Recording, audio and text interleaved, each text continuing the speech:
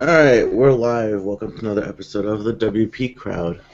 Today we're talking about something that I was never able to get good at, which is handling finances when you are on a kind of a weird freelance budget of ups and downs of income. So let's start out with doing some introductions. I'm going to start out with on my left with Jordan. Hey guys, I'm Jordan Quintel. I co-own and operate Genius Media. We specialize in WordPress development, and I also host the Alley here at the WP Crowd. So thanks for having me on, Roy. Yeah, it's a great podcast. You guys should come and watch that one. You have the next episode, what, in a couple of days or next week? It is December 1st. Cool. All right, moving on. Matt.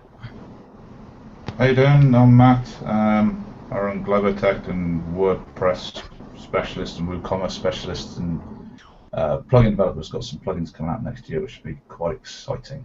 That's about it. Cool. Nick. I'm Nick Adams. I run Revolt Media and do web design and development, and pretty much am everywhere, all over the place. So in other episodes, I've been in Canada or the U.S. Right now, I'm in Albany, New York. So before we get too far ahead here, tomorrow is Thanksgiving for us United States dwelling people. So happy Thanksgiving, everybody. I was going to ask you, Nick, specifically because you tend to join us from different countries sporadically. Are you celebrating Thanksgiving this year? Yeah, Or that's do you actually why I'm in Albany. So you crossed the border back to our side just for Thanksgiving? No, I've been here for a couple weeks. I was at WordCamp Saratoga, then I was in Connecticut before that. So been here for a little while and enjoying my second Thanksgiving of the last month and a half. Nice. All right. So interesting topic today. I when I was doing freelance, I had a hard time with this, and that's, I get one project, and granted, it was never enough money because I was always underselling myself, but I would get one project, I'd assume it's enough, and I'd work through it, I'd be able to pay rent that month, maybe for 2 months, and then I'd go a month without having one new client come in, or one decent client come in, and I just, I'd be SOL, I'd get behind on my rent. I'd not be able to afford groceries, so it was pretty rough living for a little bit. So it's something I think a lot of freelancers are kind of have to go through. I mean, there's going to be a patch where, unless you're coming from a full-time job into the freelance world with a base clientele already, and even then, as it being essentially your own business, you never know what's going to happen. So I'm going to start with Matt, because I know Matt has a pretty thriving development little business, and how do you cope with it? How do you save for rainy days? Do you just keep on pushing? Like, how do you deal with the fluctuations of income month to month? I think first thing for me, it's the term freelancer. That I don't really like the term freelancer. I think it's perhaps something that people need to think about is if you sort of pick up the phone book and look for a plumber or something, they aren't under freelance plumbers, they're just under plumbers. So I never really considered myself a freelancer per se. I considered myself the owner of a web development company. I think that's a big part of it, is how you think of yourself, because that is obviously mirrored to the client. When you're talking to clients, if you're coming as a company rather than an individual, it does change the perception of who's been, who's talking to who in terms of who the client's talking to. But for me, I remember my first year of sort of working for myself, etc. I had, I think, 2 clients in the first 9 months, and the big part of it is just to keep the faith, I suppose, for lack of a better term, in that, have faith in your skill set, have faith in the fact that there is a lot of work out there, and keep learning and keep getting better, so that you can become somebody who is genuinely very good at their job. Because again, that gets relayed to the client, and that you're somebody knowledgeable and somebody who is going to do a good job, etc.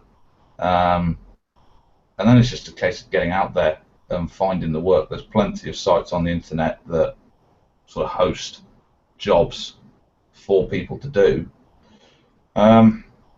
It's just getting out there, getting the word out there, and chasing the work. I don't sort of do any marketing. I go out there and find the work. All right.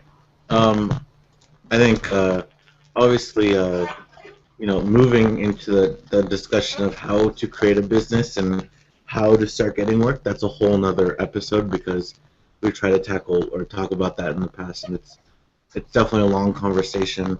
How about you, Nick? You're a little bit more of a solopreneur, I guess, is what you would call it. How do you handle the ups and downs, and what do you do to make sure that you're stable, through and through the year and stuff like that? Yeah, so definitely a solopreneur. I'm I even just contract out solo graphic designers when I need to, but for the most part, everything I do is kind of handled by myself, which makes some things easier. The ups and downs being I don't have to manage a team, I don't have to worry about too much communication with anyone but my clients. So there's the ups and downs. Sometimes one of the upsides of doing this smaller freelance is, everything is either with myself or with the clients. As far as financial goes, definitely saving when a big check comes in is definitely helpful, because otherwise, if I treat it like I'm going to get that check every 2 weeks, then probably by week 3 I'm going to be completely broke, and then I will be starting a Kickstarter campaign to buy me soup.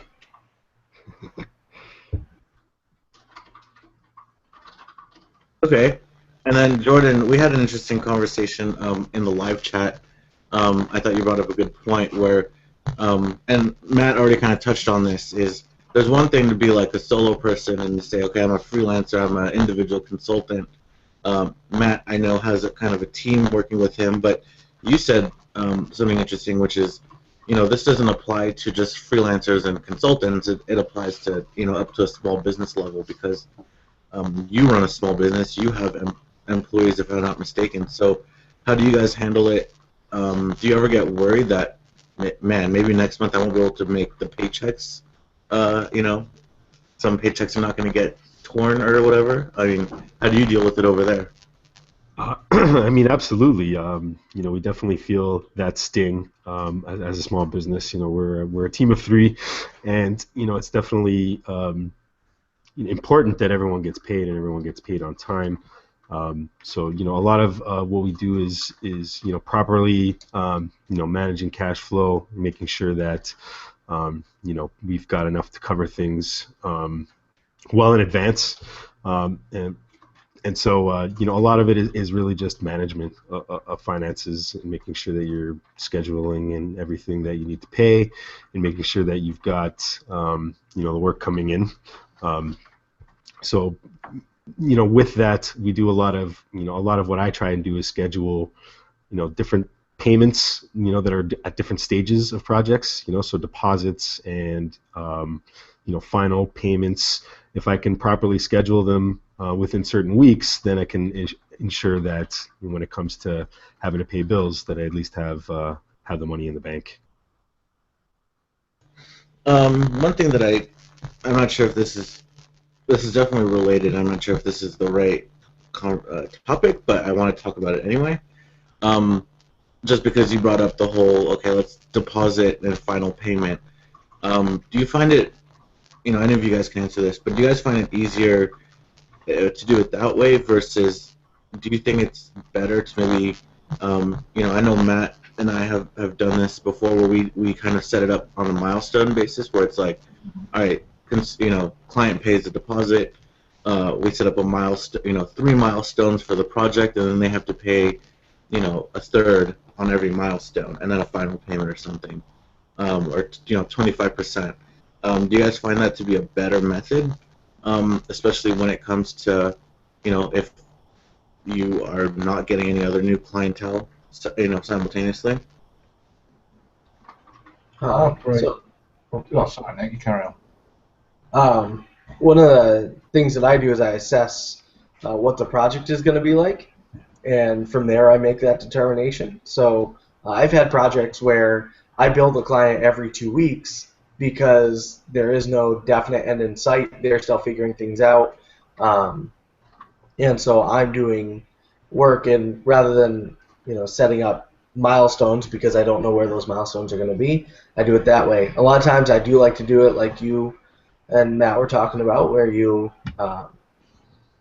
where you set up the milestones and you say, at this point, you will get this and I will get this. So that way, I hand over the initial design and they hand over the first check. So that way, they're not handing over money and getting nothing in return, and I'm not handing over work without getting payment in return. So Matt, I'll let you talk now. Sorry about that. Yeah, I kind of break it down into 2 major categories, and that's based on the value of the project, and it's sort of $10,000 and above and $10,000 and below. For anything under $10,000, it's just a straight 50-50, 50% up front, 50% on completion, and on completion doesn't mean when the site's live on their server, it means when the site's ready to be pushed to their server. And then for the bigger projects, then we've got to look at the phases involved in those projects. Say we're doing a complete site build where you've got design, front end, back end, and maybe even SEO, then we'll break the project down into those 4 quarters initially, and then again on the size of the project, if there's only say 40 hours of front end, then we'll do all of the front end payment before the front end work's done, and complete that, get signed off, and then move on to the back end. If there's say 100 hours of front end, then we'll break that down into 2 phases again. So in terms of how people are paying for their work, it all really kind of depends on the project and the scale of the project, because as Jordan touched on, cash flow is vitally important. And if we've got 100 hours of work on just one section of a project, and that say takes 4 weeks, then we've got no money coming in for a month. So it's got to be broken down into sort of chunks where you can look at when is cash going to be required in the bank account, and try to make sure that it's in there on that day or around that day. So that's how I operate things. Actually, furthermore, it means that people who are working on the project get paid when their part of the project is complete. Yeah, which is always very helpful, especially if you're dealing with your own subcontractors and stuff like that. It makes them happier. So one thing we've talked about offline is the notion of moving into recurring payments. So something that I never wanted to get into, which could have been a detriment to me, and not being able to make rent on time sometimes. But things like hosting and continued managed services, things like that. Are you guys offering those kind of services? And if you are, does that help? I mean, first of all, let's just go with who's offering it, and is that stable enough? Does that mean, okay, you have this much money coming in, and I'm cool with that? Is anyone offering those kind of services, and what are you offering? I'll jump in on that one. So as a small business, to be perfectly honest, reoccurring revenue is an absolute staple. We work pretty hard to get clients to sign up with us long term, so that we know, every quarter we're going to get X amount, and we can spread that out to do whatever it is we need with it. So right now we're offering services like hosting. We offer support, which can include security, updating WordPress, backups, restorations, stuff like that. And then we offer a second tier of support where if a client, let's say, is constantly making updates to their site, then we'll just charge them X amount for X amount of hours every month, until they tell us they kind of don't want it anymore. But right now we definitely are trying to build a solid reoccurring revenue stream, so that we can kind of at least fall back on that if worst comes to worst, there's still something coming in. Yeah, I'll agree with that. Although for me, I'm perhaps at the start of that journey, and that just starting to offer the monthly subscription-based services such as support backup, management, monitoring, maintenance, and that sort of stuff. And that really is down to the fact that the company's grown this last 6 months, definitely, to a point where I personally am able to take a more managerial position rather than going from sort of the sole developer to doing nothing but development work, to now being able to manage the projects, and that allows me then to look after sites that we've built. But I think if you can get that recurring billing in place, and that's a really, really big step and a massive milestone for anybody who's working for themselves, be it through your own products or being the kind of preferred partner of another company, such as an agency or a design firm or design team. Because it does give you that little bit of security, and I think that's the big thing for people who either want to go self-employed on their own, or perhaps want to start a look at building a company, is that job security, and that where am I going to be in 6 months? Am I going to have any work? So yeah, I think recurrent billing is definitely one that should be the forefront of people's minds. Matt, specifically, how do you find that it affects? Well, actually, no, because you just started. So let me actually ask Jordan. You've been offering services for a little bit, and you're saying this recurring revenue is a staple. One thing that I ran into when I did dabble with it, and again failed miserably, was it really affected my ability to get on new clients, because I was now being spread thin. And forget client expectations. I know that's always part of it, and what are they getting for their X amount of dollars per month? And some clients just think that because they're paying you for hosting, they also get your unlimited time. How do you handle that, and how does it affect getting new clientele, which is ultimately a bigger paycheck? For the most part, we try to be pretty strict with how we schedule things. So when it comes to like support, we either try and consolidate it, and let's say on a Friday we'll just handle all of the support stuff for our clients, and it's really just about managing time at that point, right? So if you've got 40 hours in a week, you can only allocate X amount for support, and the rest you got to kind of work on new projects and whatnot. So it definitely can be challenging, because sometimes some months everything's good, everything's golden, and we don't get a lot of requests, and then some months we just get hammered. And it definitely can be challenging, but I guess at the end of the day you kind of have to find a nice medium or a nice balance with your time management. Yeah, there's nothing worse than being close to a deadline on a project and then getting an emergency support request coming through that the site's down, and you're kind of obliged to look at it straight away, and tomorrow you need to deliver something, you need the rest of the day to work on it. Which one do you do? So I think having having manpower is fairly important as well. Yeah, and that was one problem with a one-person team, and why I always love offloading stuff like that, or saying, I'm not going to be your host, because, again, with being a host especially, when something happens with the host, whatever the host is, GoDaddy, DreamHost, WP Engine. If something happens there, they're calling you, not them. And that's the one thing I always hated, because I didn't want to get that phone call at midnight saying, hey, my website's down, when it's, I have almost nothing to do with it. If it was code, fine, I'll try, my best to fix it. But if you're waking me up in the middle of the night because WP Engine or another host all of a sudden cracked out for a little bit, nothing really I can do, and I don't really want to get that phone call. So that's one thing that I always looked at and I just never wanted to deal with.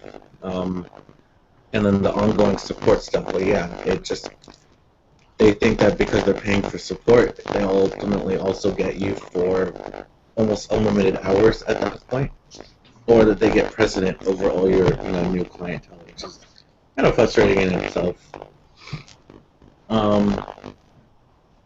Another thing I wanted to go over was, I don't know, Nick, if you've ever been put into this situation, but you get to that low point where it's like, okay, I'm not gonna take, I'm cutting it really close to whatever bills I have to pay in the next couple of weeks, and then you start looking at Craigslist ads for WordPress developer help for $300, $400, and people take them. So have you ever done that, and do you recommend people to do that kind of thing, or is it better to just hunker down and still wait for a much better client to come around? Because they always do, right? Because you always take on that really annoying, really cheap client, or I know, I'm talking from my own experience. I take on the really cheap client to make sure my rent, whatever gets paid on time, and then I'm stuck with that client, and like a week later, a really good client comes up, and I'm like, damn, why didn't I just wait another week? Nick, have you ever done that, and do you recommend, is that something that's a kind of a smart thing to do? So I actually haven't done that. Who knows? Maybe the University of Hartford and the people who hold my student loans wish I would do that so that I would get more money and pay them back quicker. But what I tend to do when things are low is I try and plan a little bit more for the future, and I start working on products and trying to hone my skills a little bit more.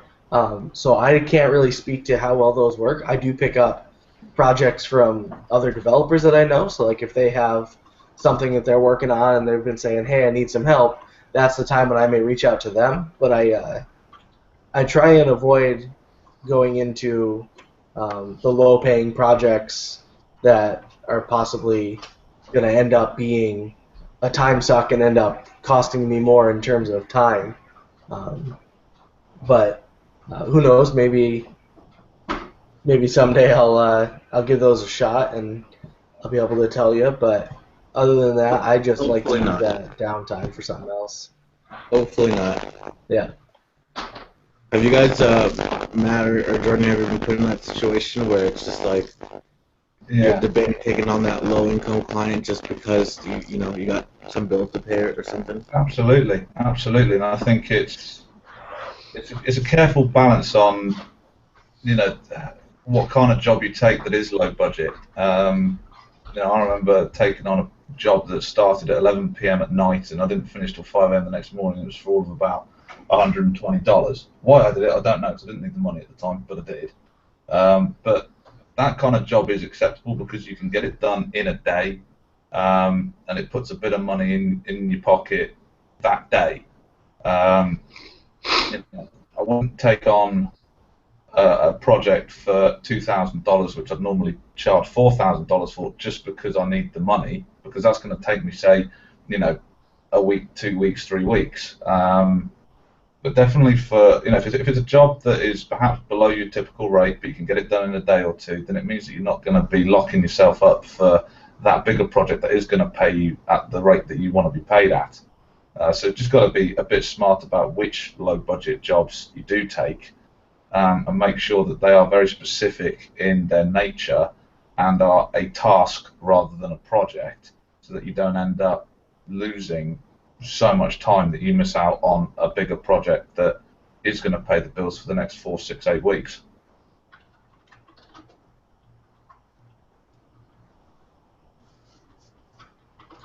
Yeah, definitely been there, and um, it's a tricky situation to be in, um, and it's yeah, it's not fun. Personally, I took the road out, so I took on a job offer. Been working full time since. Luckily, I'm in a good position where I can maybe not act like a consultant and do what I want any day as long as I'm getting my work done. But I have a lot of freedom, so that's always a good thing. And I think I was talking to one of our other members that's usually on the show, but he wasn't able to get on today. It was Steve. Um, I was talking to him recently about this whole thing because he's kind of in a situation where he was thinking about looking for a full-time position, and sometimes I don't think it's necessarily a bad thing to say, what, obviously the consultant thing is hard. Let me look for a full-time position, as long as it fits my needs, my lifestyle. I think it's an okay place to go. And at least you get then you have a paycheck coming in from someone every month or every couple of weeks, and you don't have to worry about paying the bills. And maybe you just take that as a leverage point, just to um, just to I was going to say, just to continue and build up your side business without having to worry about paying the bills and stuff.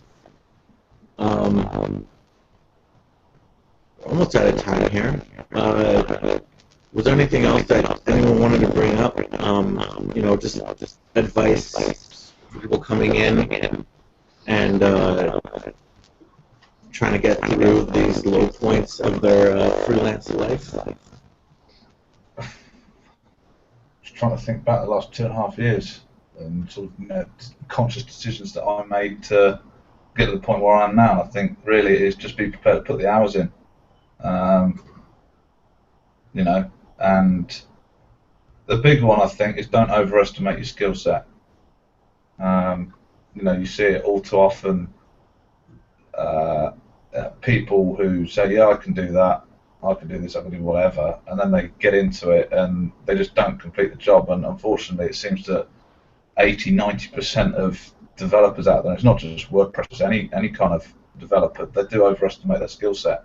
And the amount of projects and clients which I've picked up, and it has been a salvage operation or a rescue operation, and that the site that they've got so far gone that it's almost killing their business. And that's you suddenly realise that this isn't just a website. This is somebody's business. It's somebody's livelihood. They're paying bills with this.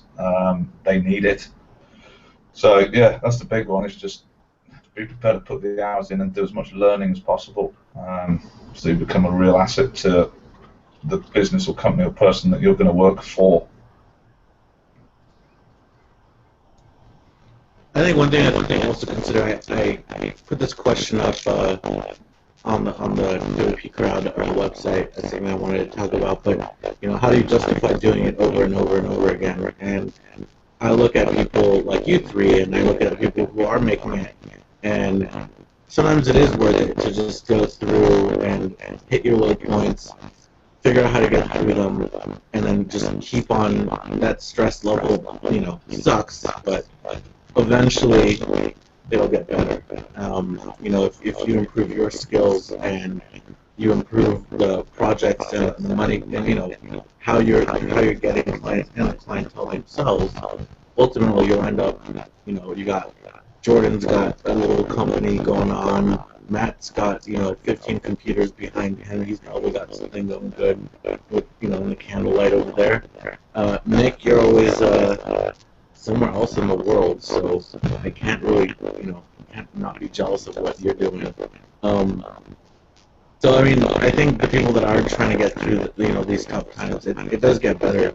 You just have to figure out what's going wrong. Are you charging too little? And I know this is a whole other conversation in a bag of worms, but it all plays together. Marketing yourself, getting better, leveling up yourself and your skills, and then ultimately charging more, so that way these low points don't come. So you're charging way more than you need for the next 2 weeks for the 2 week project, and client expectations, stuff like that as well. That's all the time we have for today. Hope you guys join us next week. Thank you guys for your time. It was a good show. I hope we can come up with some more insights for people, going through this freelance thing. See you guys later. See you later.